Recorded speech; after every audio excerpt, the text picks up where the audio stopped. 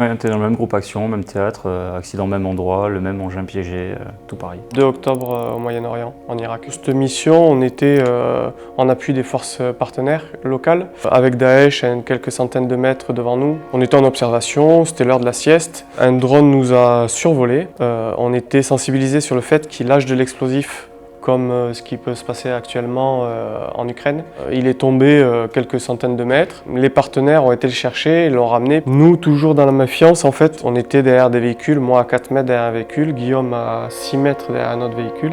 Nous, la mission à ce moment-là, c'était juste d'observer l'engin et de prendre une photo de l'engin. Donc le chef de groupe est parti chercher l'appareil photo et au moment où il est parti, les locaux se sont dit bon, bah, il s'en occupe plus. Donc ils ont commencé à manipuler l'engin.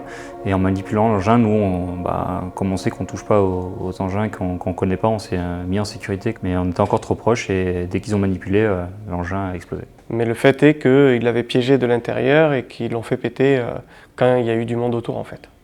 Et ce mode d'action-là, en fait, on a été les premiers à le subir. C'est tellement violent qu'en fait, tu sais pas si tu viens de prendre une roquette, un obus, ils t'ont tiré du RPG dessus ou si c'était le drone qui avait explosé. T'es déboussolé.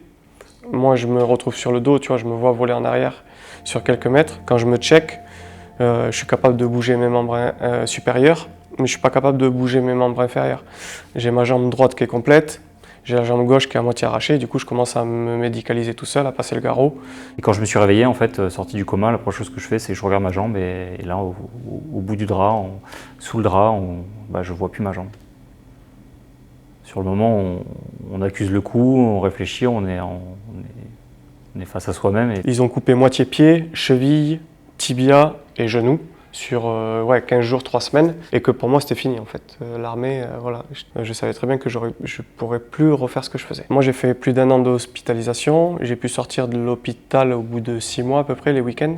Après j'ai profité de l'arrêt maladie pendant 5 ans pour pouvoir faire du sport, pour me reconstruire aussi quand même, puisqu'il y a, au niveau de l'institution, il y a tout un process de reconstruction par le sport. J'ai eu une phase très compliquée, jusqu'à temps que je sois appareillé en fait, et que je prenne conscience que la vie peut continuer après. En France, j'ai cherché pendant des semaines des exemples de gens qui marchaient, et à l'époque, j'en avais pas trouvé.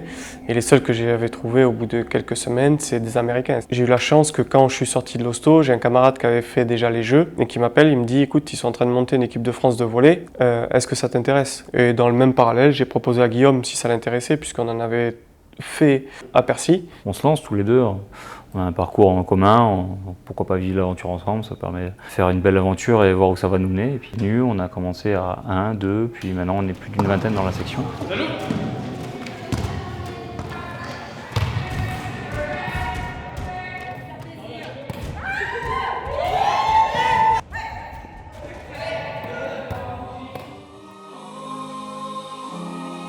Je cherchais un sport collectif qui ressemblait un peu à ce que j'avais pu connaître dans l'armée. La cohésion d'équipe, la cohésion de groupe. Représenter la France sur le point de vue sportif, c'est tout ce que je peux faire maintenant pour représenter la France, que je le faisais en tant que militaire, sur le terrain et en opération extérieure. Et avec l'accident maintenant et l'amputation, ce serait un peu compliqué.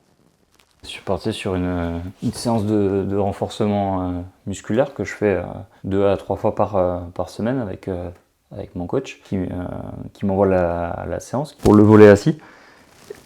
Et ça fait mon échauffement de la séance. Enfin, les membres supérieurs. Et de temps en temps, on finit sur les membres inférieurs tranquillement.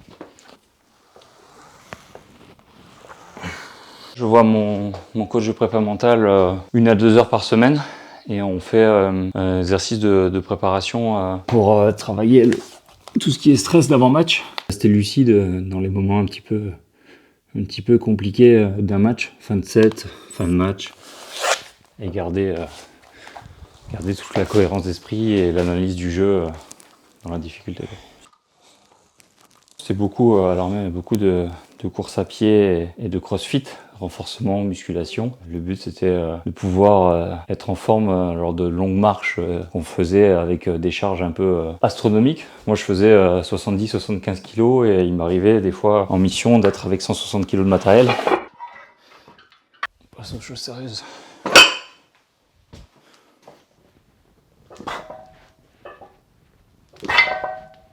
L'épouse était enceinte de la première au moment de l'accident, donc les filles ont connu que ça. Du coup, les enfants sont attirés par l'inconnu, mais plus c'est quoi, pourquoi t'as une jambe de robot, pourquoi, enfin des questions plutôt sympas. Et c'est plus les parents qui disent non, mais l'embête pas, pose pas des questions. Ben non, en fait, laissez-le activer sa curiosité, me poser des questions. Et si le jour où j'ai pas envie de lui répondre, je lui dirais bah écoute, voilà, c'est une prothèse. Bah, moi, le fait de rester debout en statique, bien que je sois sportif de haut niveau et que je suis sur un terrain de volley, bah ça me crée des douleurs et des douleurs qui me laissent dans mon canapé pendant plusieurs heures après les douleurs du membre fantôme, qui sont des douleurs qui correspondent au fait que le cerveau n'a pas assimilé que le corps a été amputé et du coup il envoie encore des influx nerveux aux membres et ces douleurs-là sont encore présentes et sont réactivées dans des moments où je reste statique debout et c'est assez compliqué.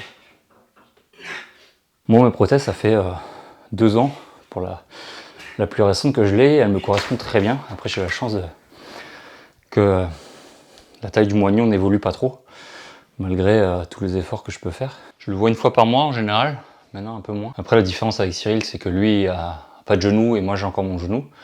Donc il n'y a pas de réglage de genou à faire. Et moi, c'est que l'emboîture et le pied à régler après. On est chez mon prothésiste. C'est eux qui sont en capacité de nous fournir et de nous équiper avec nos jambes bioniques. Dernièrement, mes volumes de cuisses ont varié et j'ai cassé une prothèse, une emboîture.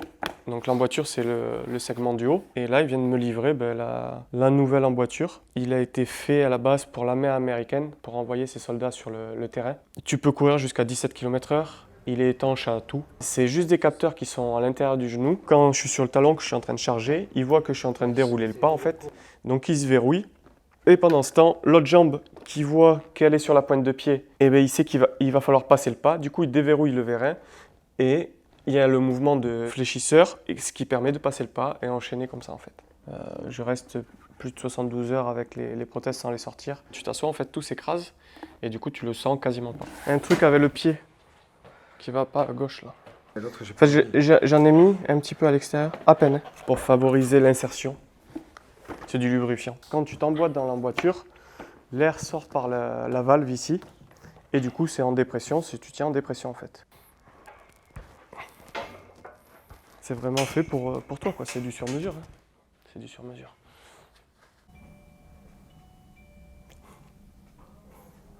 Le matin, normalement, je suis en renforcement musculaire, donc soit à la salle de muscu, soit au CrossFit.